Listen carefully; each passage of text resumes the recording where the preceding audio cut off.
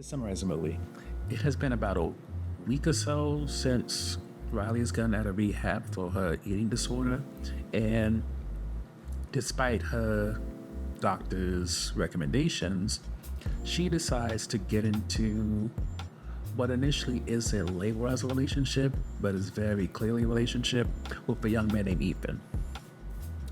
She meets Ethan through her best friend slash roommate Casey, and what we watch throughout Parachute is Riley pretty much using Ethan as a crutch in order to feel liked, loved, and desired, while not necessarily treating him in a way that shows that consistently she has reciprocal feelings.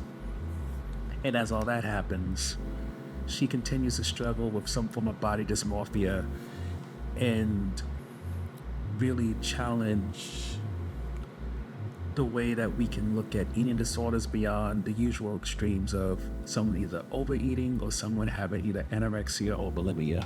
So, getting to the review section, the first highlight buzz is just getting an understanding why Riley wasn't supposed to date within a year of recovery.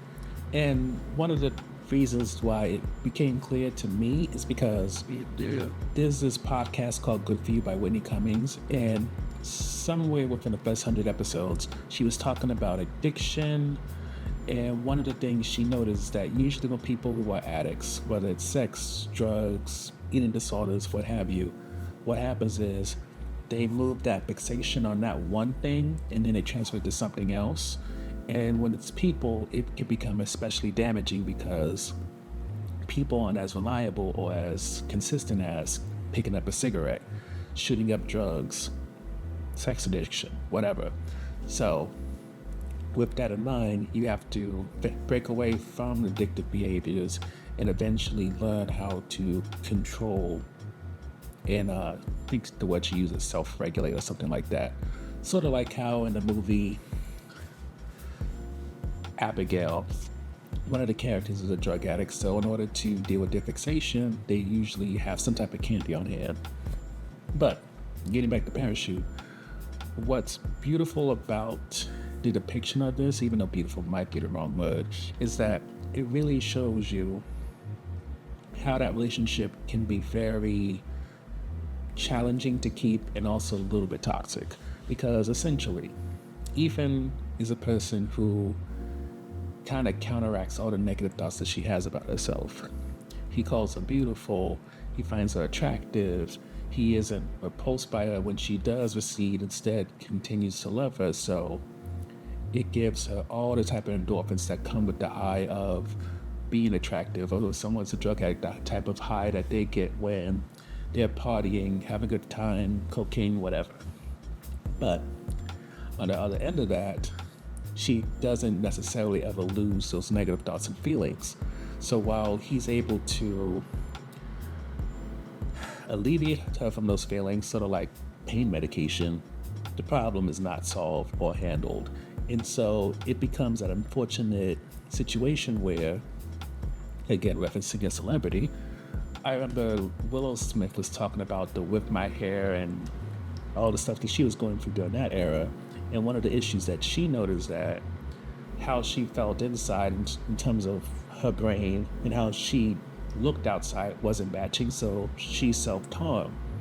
And when it comes to Riley in this film, you can see that because after a certain point, that connection with Ethan, she got used to it and he couldn't bring her to another high so that she can still feel alleviated. She decided to push it away and make it so that he eventually would be pushed to say the type of things that have been said in her head, but now it's coming from someone else, so they're validating those feelings.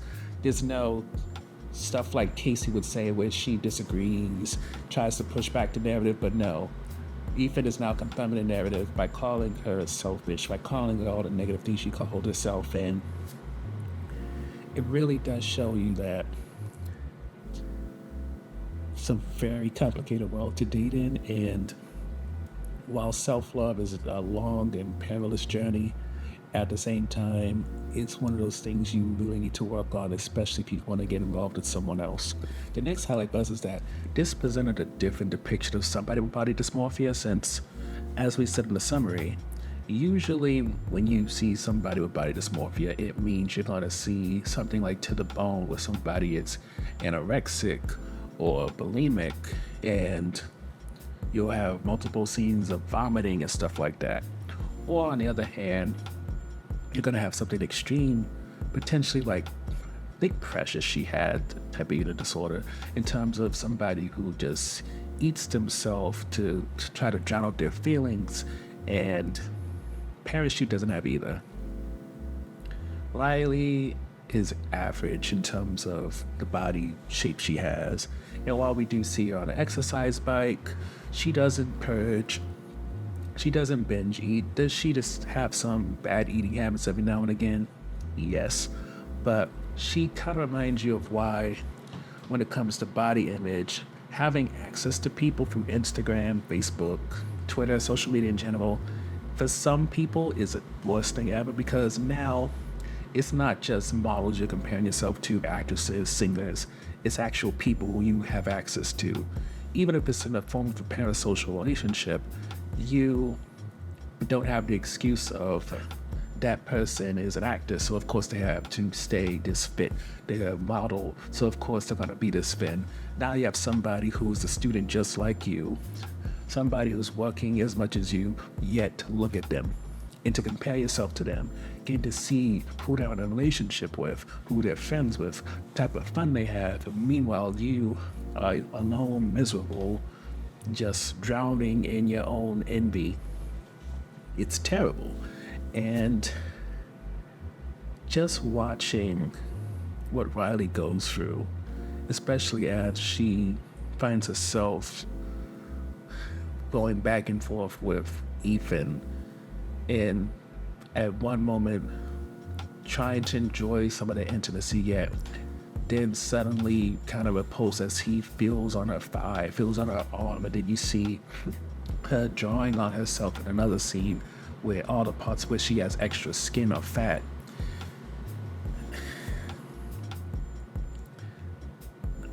I want to say it could possibly be triggering. I'm not 100% sure, but it definitely gives you something a bit different from what we usually get, since it seems to be more geared toward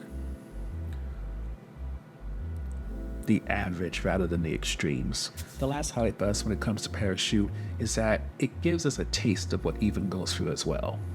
Even though this movie is largely about Riley and what she experiences, it also flips it in a way and shows you why Ethan is like this.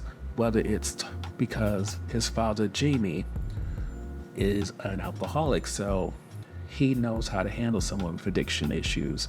But maybe that's not the best way to put it, because one of Ethan's issues with Jamie is that he can try to help his father, but his father doesn't necessarily seem to want to get better.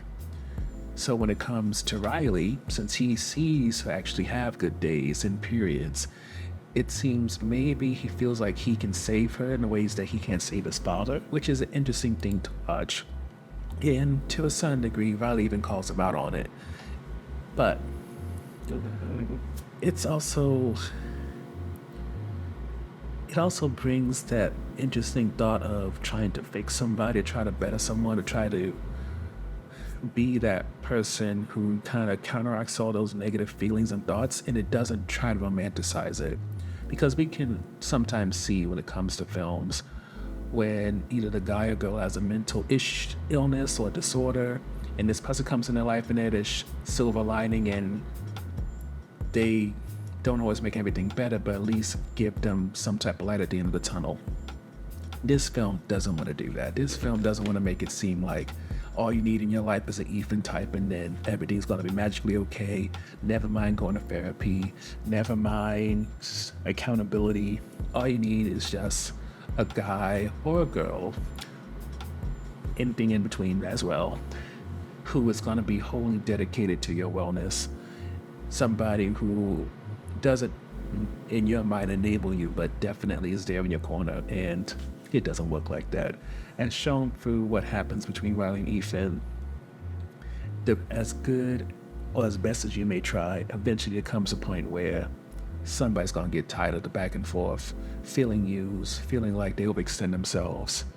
And if you allow the relationship to get to that point by not working on yourself, at best, you may be able to keep a friend, but at worst, you're going to have somebody that you used to know. Which leads us to the other offense topics. The first one for me is just the way time is handled. The way this film is written, supposedly it's supposed to be at least 2 years between the start and end of the film. It really doesn't feel like 2 years worth of things happen in this film at all. Yes, Riley and Ethan date multiple people. Yes, we see Riley make some type of progress at the job that Casey helps her get. Also, Riley gets to meet Ethan's family, but all of that feels like something that happened within a year rather than 2 or maybe more years. And it's not something that necessarily ruins the film, but it can trip you up a little bit when you're told that it's been this long since Riley and Ethan met, or since this happened, and you're like, what happened in between all that? Because I'm not really getting or seeing much. And the last on the fence topic, and topic for the viewer altogether, is Dr. Ackerman. Now, as someone who's seen a therapist before, knows people in therapy, I feel like Dr. Ackerman wasn't great at her job. I don't feel like she really kept Riley accountable, got Riley to really question what she's doing in terms of relationship with Ethan and how he's becoming like a parachute or a crutch. And something just felt off. And I can't put my finger on what, or maybe it's just Dr. Ackerman is not the type of therapist that I would need, but a lot of what she did seemed like the type of stuff that you expect a therapist to do, rather than what a therapist should be doing in the situations they're handling with someone like Riley. Overall, when it comes to Parachute, it's kind of draining in the best way, with an ending that feels just right considering the journey that we saw.